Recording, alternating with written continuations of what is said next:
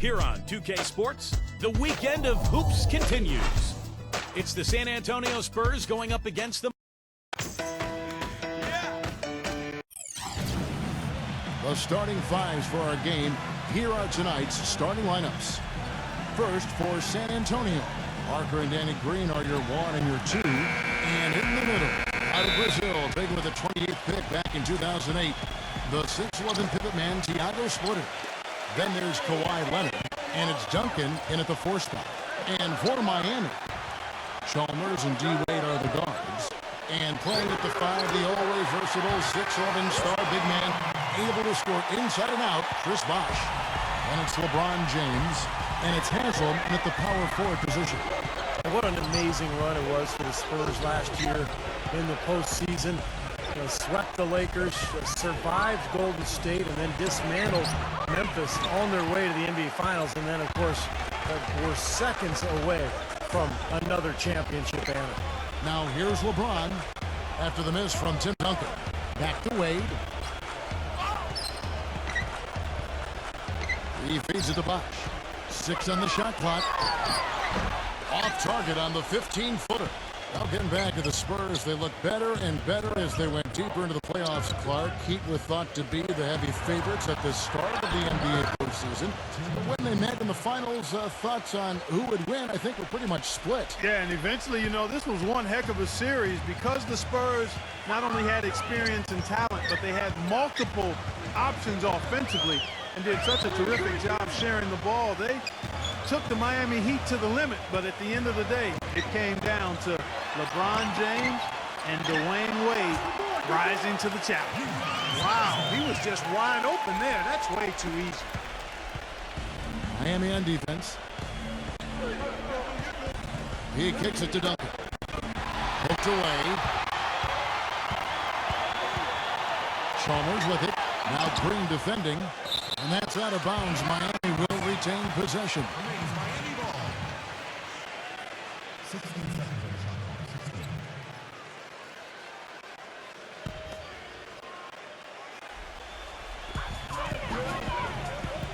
Dishes to Chalmers. And so he earns a trip to the line. Officials saw the contact, and he'll shoot 2. Hey, last season, Chalmers missed a game-winning shot. That happens to a lot of guys in this league, but what he did the next game is of note. He made 10 threes, and arguably his best game ever, as he set a Miami Heat team record for makes beyond the arc.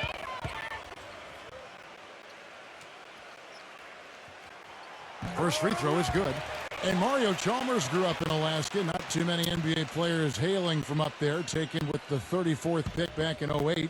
He's played his entire career with the Heat, and really it was a perfect situation for him when LeBron arrived because he's a kind of a combo guard. He plays the point, but he's an excellent spot-up shooter, so he can play off of LeBron and Wade quite well. Now here's Parker. Leads him in there. And it's going to be 2 free throws. Drew contact on the shot. It's on Chris Bosh.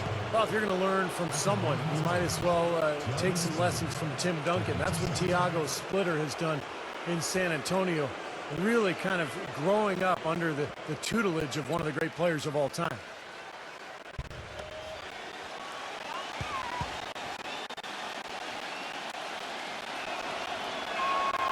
That free throw missing. And Splitter taken 28th by the Spurs way back in the 2007 draft. But they had to wait 3 seasons, Clark, for him to come over from Spain.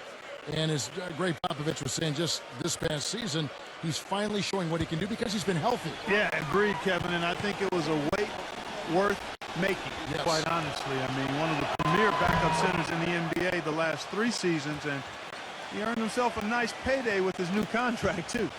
Well, Miami stormed through the regular season and were viewed as the clear-cut favorites to come out of the East, but it was not as easy as expected.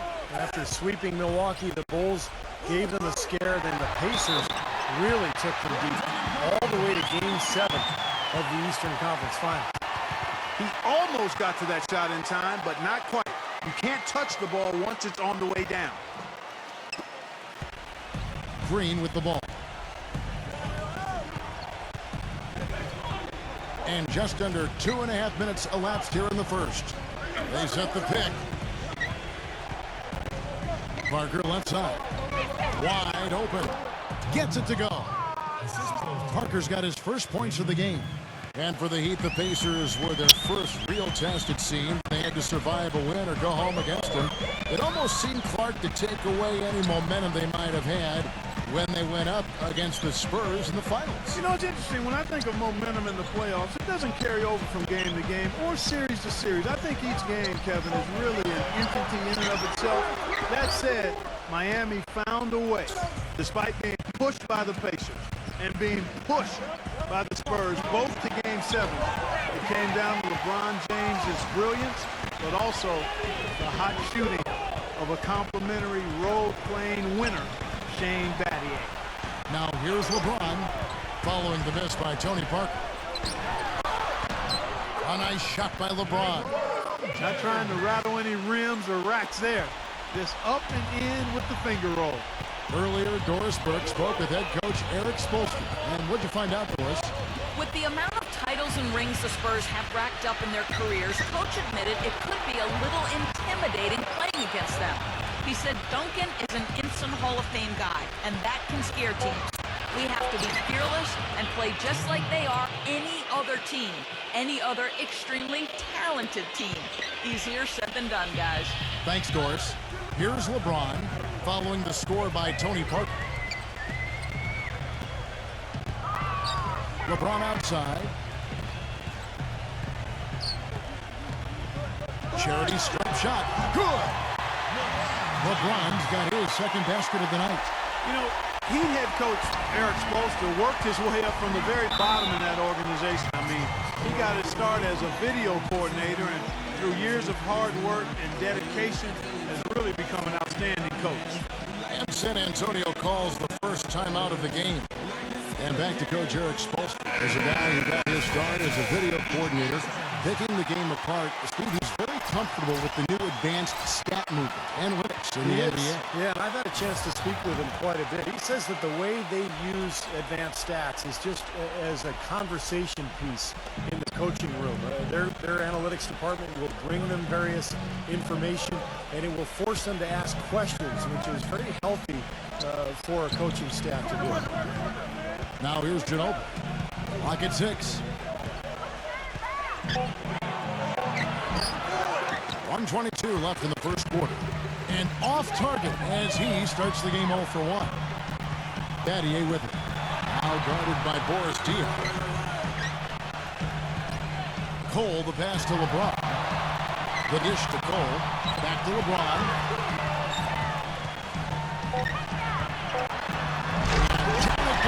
Jamming that one home. Taking it to the rack with power right there. And hammering down with the two-handed slam. Well, they already had him staggered, and now all of a sudden they're throwing some haymakers. Here's Bellinelli. And the pass to Diaw. He dishes it to Bellinelli. Off target from outside. Miami leading by 7. LeBron with it. Picked up by Ginobili. LeBron drives in. Kicks it to Anderson. They get a hand on it. Parker with the steal. Bonner dishes to Ginobili. Parker outside. 16 seconds left to play here in the first. Back to Ginobili. Launches it. Offensive rebound, Spurs. And Diaw kicks to Parker. Passes it to Ginobili. Over Battier. And released it in time, but it's off the mark. And we reached the end of the first quarter.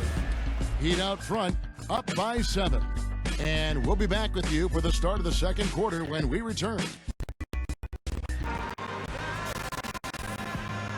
Welcome back, everyone. We're ready to get going again as this presentation of the NBA on 2K Sports continues. Players are topped off with Gatorade, hydrated, and ready to get going again as well. And let's quickly break down the game we've seen from Miami, guys. And the defense has been key in building this lead. They've really clamped down hard. They've done a nice job, Steve. I think challenging every shot, a hand up on every shot. Outside, Ginobili. That doesn't go either by Ginobili.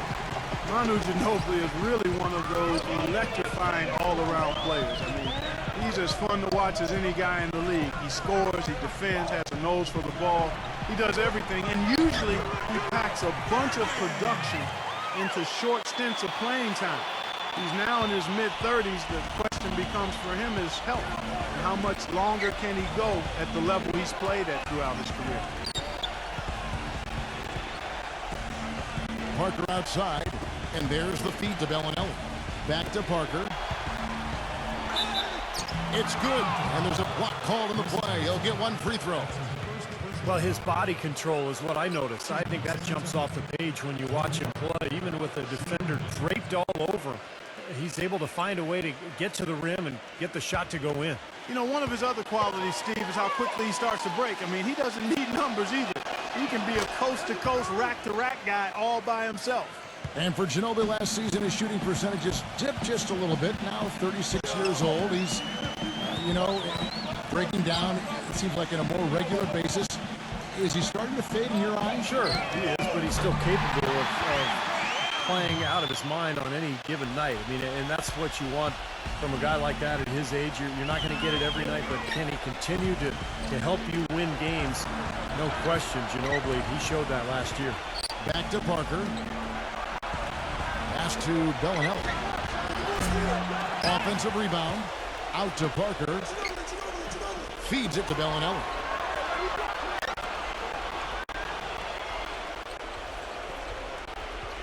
Back to Parker. Second shot opportunity. Rebounded by Badia.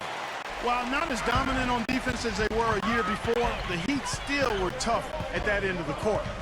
The thing is, you could see them turn it on and turn it off when they needed to defensively, so they always managed to get the key stop when they needed it. Okay, well, let's check in with Doris Burke reporting from our sideline in this game. Doris, take it away.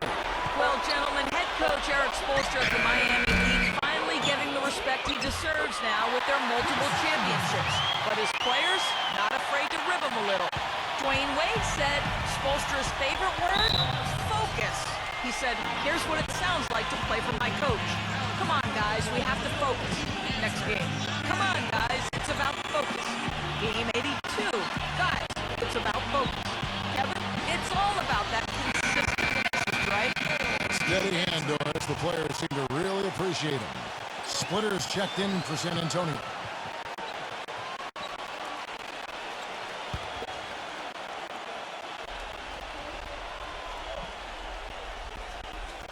Quarter two and just under 2.5 minutes gone by. Parker off the pick from Splitter. Parker drives in. He passes to Dion. And stolen by LeBron. He feeds it to Cole. Back to LeBron. Pass to Bosch. So the whistle blows on the shot and 2 free throws for the contact right there. And when you're coming off a title like the Heat are, there is, a natural tendency to cruise. But, Clark, you said this, and Steve, I'm sure you want to comment on it. They can turn it up in a hurry. Well, there's just so much athleticism on this team that if they want to press you in the half court, they usually can force turnovers. And if not, they can also sit back and play a more straight-up defensive style, be very effective that way as well. Well, I think this is one of the more amazing stats in sports when you think about it. No matter the season or the roster, the Spurs just seem to find ways to win 50 games. They've done it 14 straight seasons now, which is off the charts. And so Bosch nails both of them. And Clark, as you said, the Spurs last season hitting 50 wins for the 14th consecutive season. By the way, that's an NBA record. Second closest were the Lakers with 12 straight, Steve, from 79 to 91. Yeah, 58 wins last season for San Antonio. Greg Popovich calls it corporate knowledge, just the consistency that comes with the experience of the group. And they've been together so long, particularly that core, that I think it allows the Spurs to really kind of cruise at times during the regular season. And a chance to catch up on some numbers here. Scoring breakdown for Miami. And they're doing a fantastic job of finding the open man and getting easy looks. Another factor in their offense so far has been their ability to convert and score off turnovers. And the first one at the line is good. When you have the best record in the league, you're going to be one of the most dominant teams at home.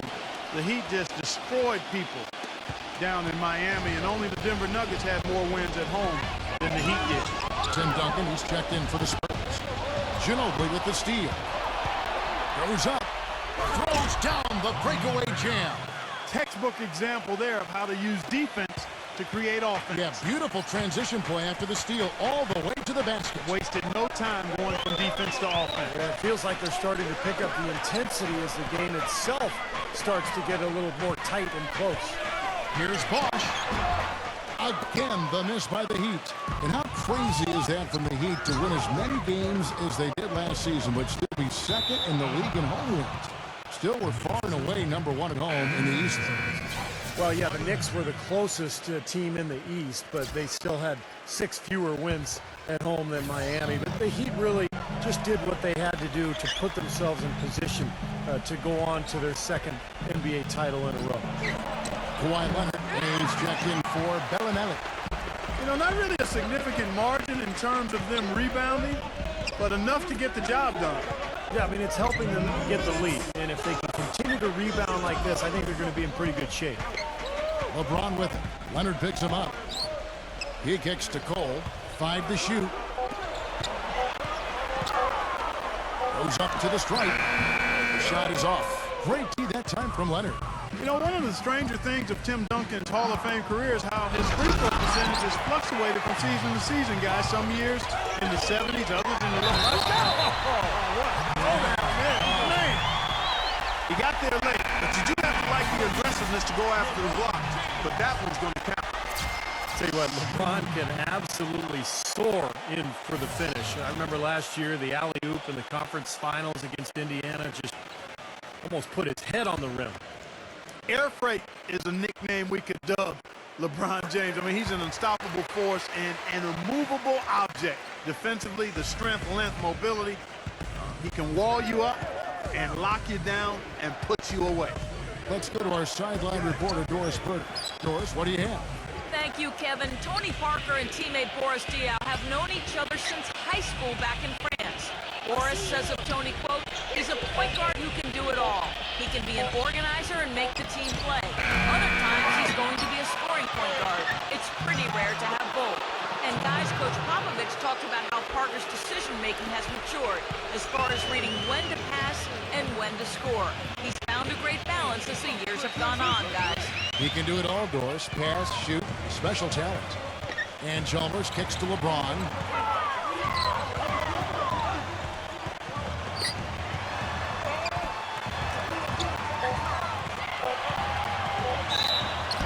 So he gets the whistle. Contact on the way up and 2 shots coming up.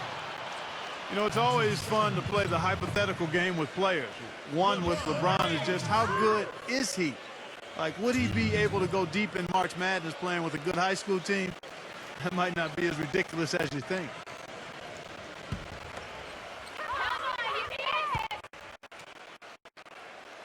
Free throw good, LeBron.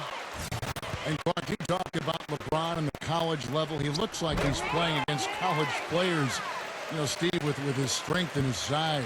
Well, he can do everything. No matter what you ask of him on the floor, he can do it. He can play point guard. He can play power forward. And defensively, I mean, how about last year during the playoffs? 1 minute he's guarding David West. In the next series, he's guarding Tony Parker. So the versatility is just incredible. Off the charts, you're right. Bosch, that's the pick for Chalmers. Haslam. Makes the lead pass. It's stolen by Duncan. And a fast break now for the Spurs. The 3 ball. And it would have counted had it fallen, but it's offline. And so we wrap up the first. Now, presented by Sprint. Sunday action is in full. The Sprint Halftime Report, presented by Sprint. Welcome back as we take a look at this soaring view of the downtown Miami skyline. The Spurs have to improve their approach against LeBron James. He has 11 points and 1 steal. You just can't find fault with anything he's done here. The effort, the energy, his production, his defense, it's all there. All hustle, non-stop effort from him all over that 94 by 50-foot box. Parker fires off the left rim and out. I tell you what, folks, I bet he won't miss that shot next time he takes it.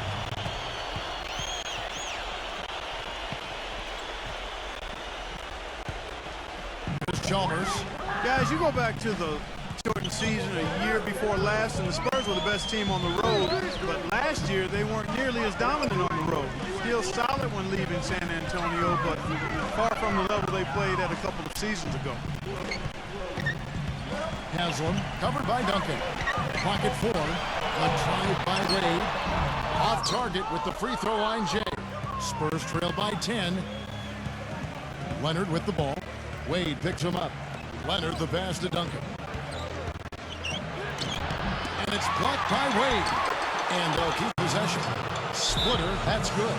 And Miami calls their first time out of the game.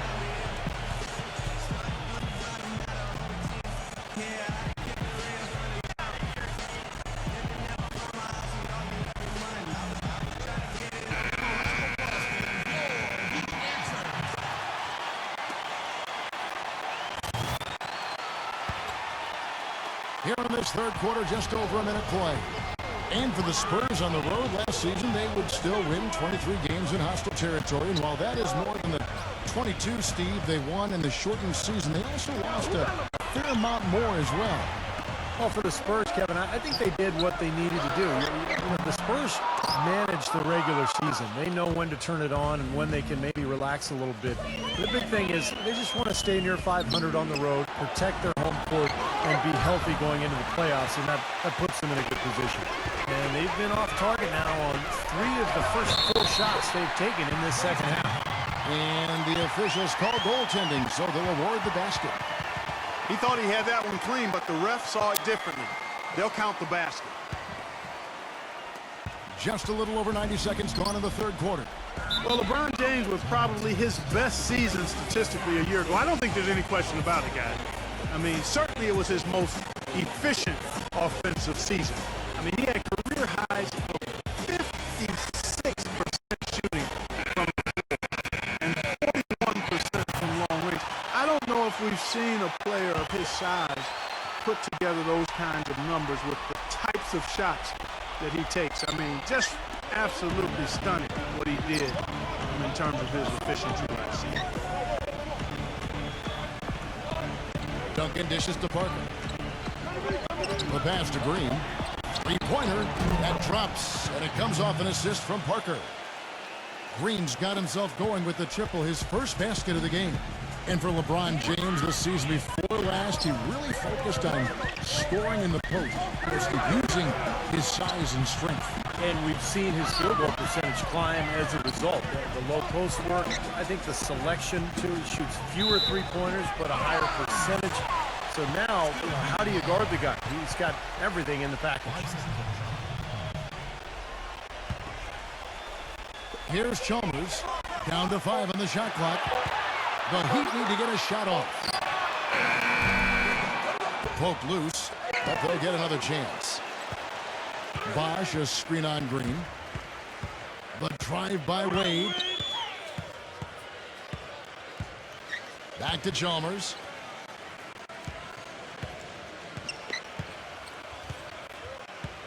Dishes it to LeBron. 4 on the clock. Second chance shot. Tell you what, shooting 20% to start the second half doesn't bode well for how this will play out for this squad. Coach Popovich was fine last season for sitting out his top players in a nationally televised matchup against the Heat. I certainly understand the league's posture there, and it was a lot said about it.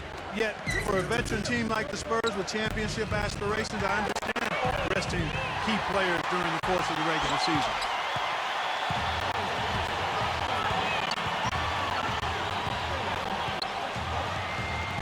Third quarter of basketball here in just a little under 3.5 minutes gone by.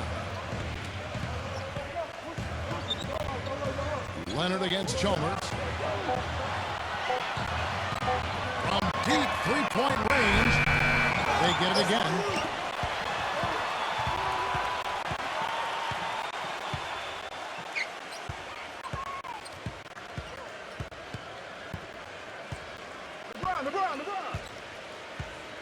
Right side Bosch tries again. Rebound by Tony Parker. And back to that fine for Popovich, $250,000. Steve, that'll leave a dent. Yeah, no doubt. But, you know, Popovich enjoys tweaking the league at times.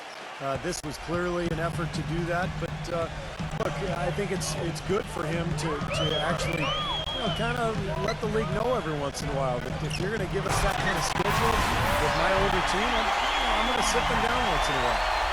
Phenomenal alley-oop slam right there, guys. They're taking advantage, Clark, of a team that looks lost out there. Yeah, this is threatening to get kind of ugly out here. Green against Wade. Green kicks to Parker. Makes it off the glass. Parker's got 9 points. I'll tell you what, the defenders didn't even get a sniff of him on that move to the hoop. And as you might expect for the team with the second best record in the West, the Spurs dominated the East last season, played each team twice for a total of 30 games, and went 25-5 in that stretch. Tries to save it. And now running it up the court. Green pushing it all the way. And that basket is going to count. Goaltending, the official call. He didn't get to that one quite in time, Kevin. Those can be tough to gauge sometimes. And that call gets an instant reaction from the fans. Well, that's a whistle that did not go over very well. Matt Bonner, he's checked in for San Antonio. DL comes in for Tim Duncan.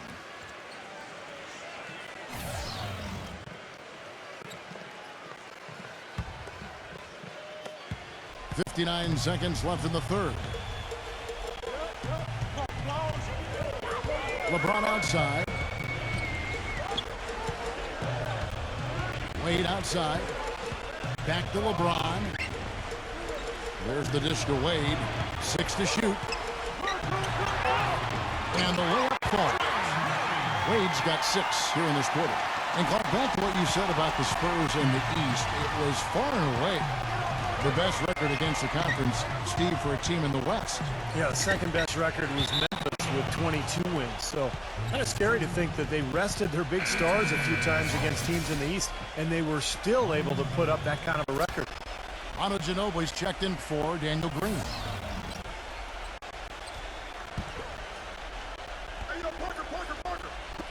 Heat on D. 13 points was their biggest lead in the game.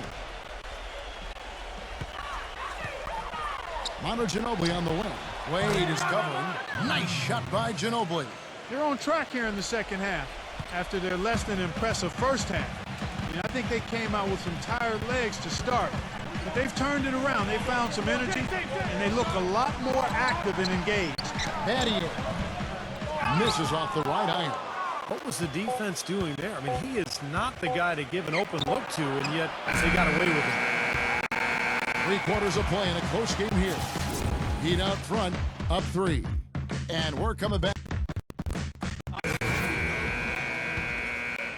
All right, the fourth quarter of action getting underway. We've had a great one so far with both sides coming to play.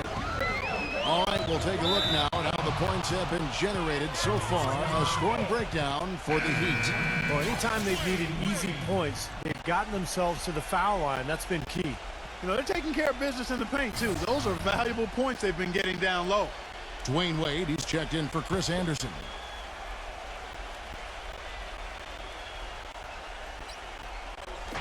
So it's San Antonio now. It's a 3-point game. Parker outside. Diao. He dishes it to Ginobili.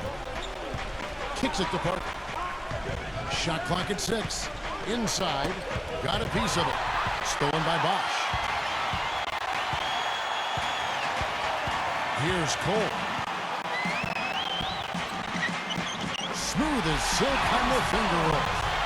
Cole's got the first field goal of the fourth quarter here for the Heat. Spurs trail by 5. Parker outside. Passes to Bach. Into Dia. Spurs passing it around. Leonard kicks to Parker. Ginobili. And the 3 off target.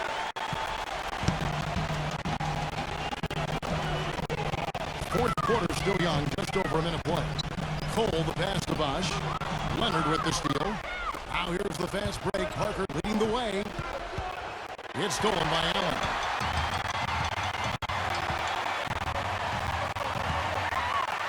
The feed now to Cole.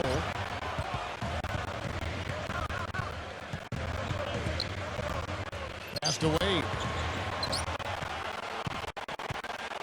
Just 5 on the clock.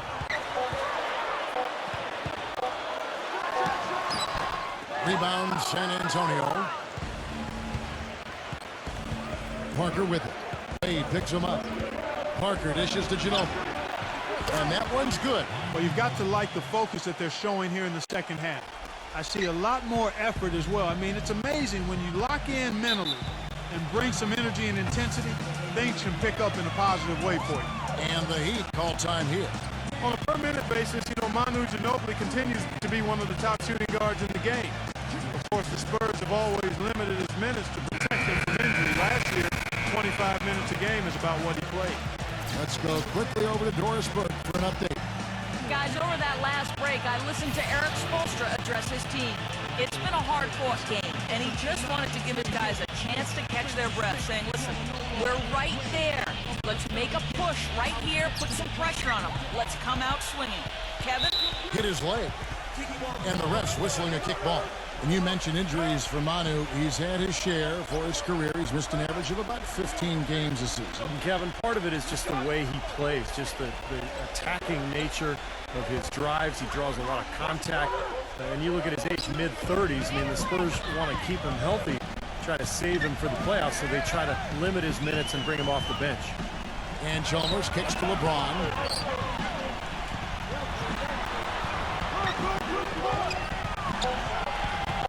Lets it go from deep. And the shot clock expires. 24-second violation. You cannot afford to make mistakes like that here in a tight game. We're in the fourth quarter here. Just under 2.5 minutes gone. Chalmers against Parker. And here is Green. Back to Parker. Draw off the pick from Splitter. Clock at 6.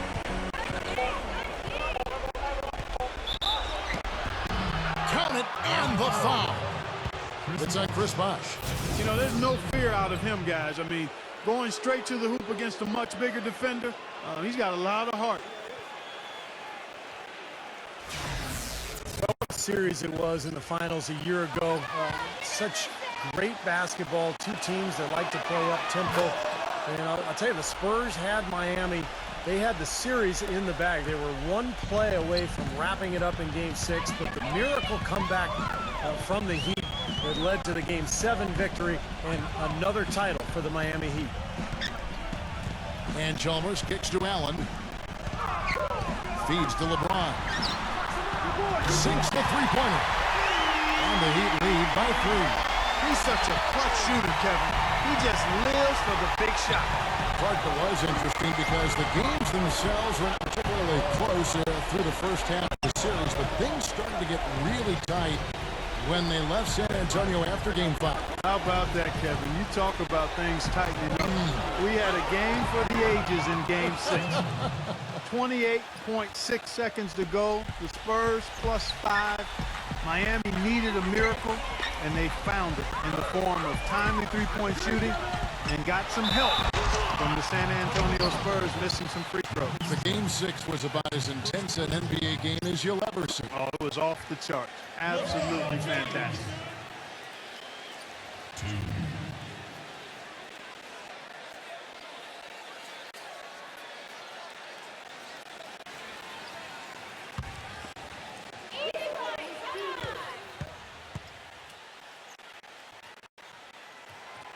Free throw good, LeBron. Dwayne Wade's checked in for Miami. No good on the second free throw. Well, they should be looking at a three-point lead. Hopefully for them, that miss won't cost them. Leonard with the ball.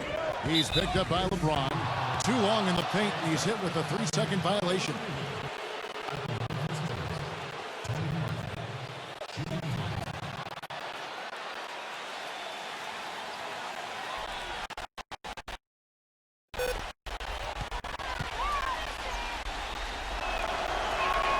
And the technical free throw is good.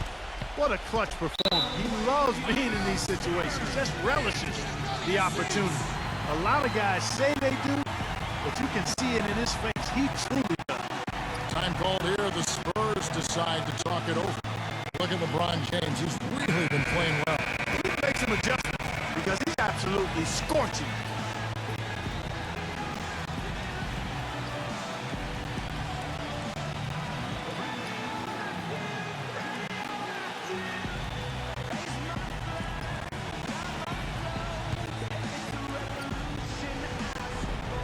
Splitter gets the screen from Leonard.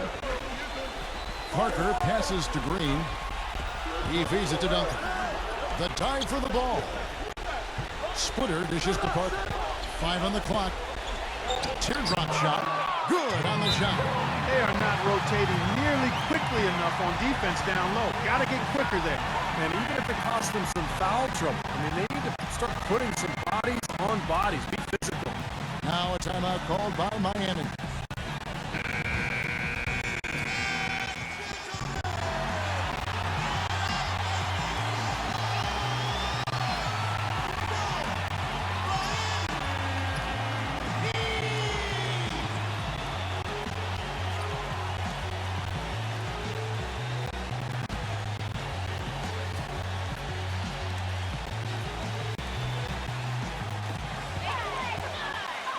Here's Wade.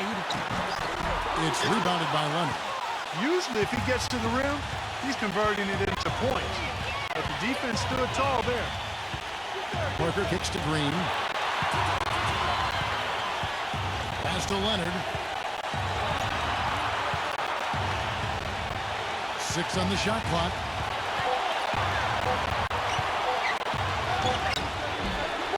And it's off the back rim. No good.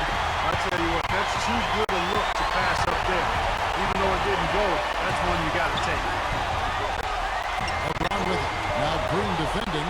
LeBron kicks for Haslem. Hits the bucket. And the Heat lead by 1.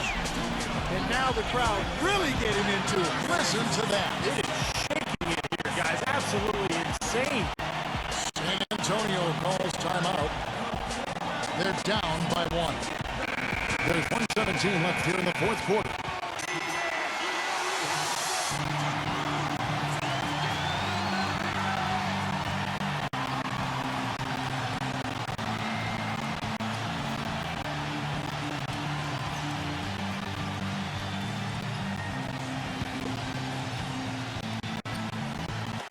There's 1:17 left in the fourth. Duncan with the screen for Parker. Double team on Parker. Leonard on the wing. Outside, Green. 6 to shoot. The Spurs need to get a shot off here. Here's Parker with the 3. The shot misses. And it's Miami the other way. 13 points was their biggest lead in the game. Wade. Oh, draws the hard foul, and he'll head to the line.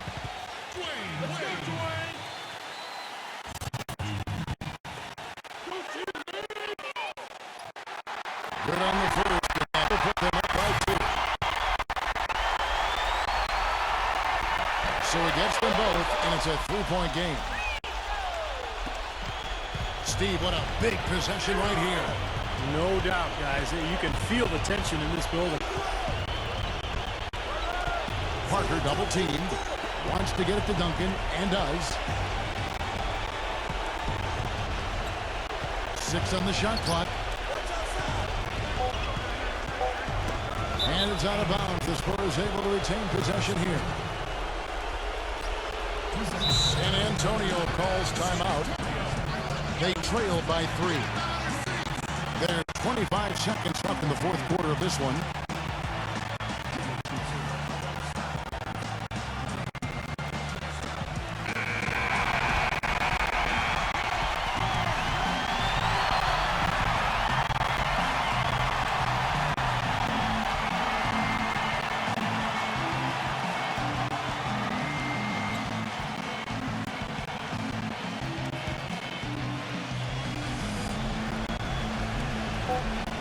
There's 25 seconds left in the fourth quarter. And there's the shot clock violation. Couldn't get the shot off in time.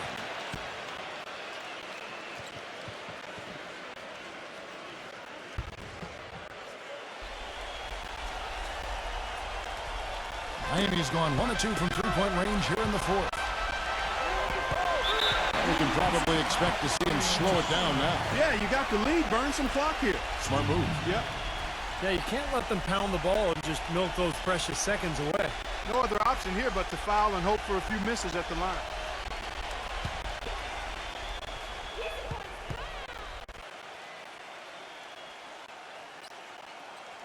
He drops the first one, and that gives them a 4-point cushion. And the Spurs making a change here.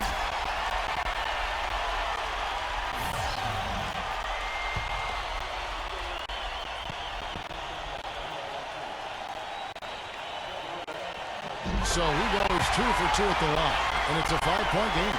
That was a critical trip to the strike. They have a 2-possession lead now. Parker passes to Ginobili. Money! And he has brought them to within 2 points. So hard to stop Ginobili right now. Parker with the steal. Nails it! And tie game. That is a huge basket right there. Ooh, a pressure basket right there. Now that's coming through in the clutch. Now a timeout called by Miami.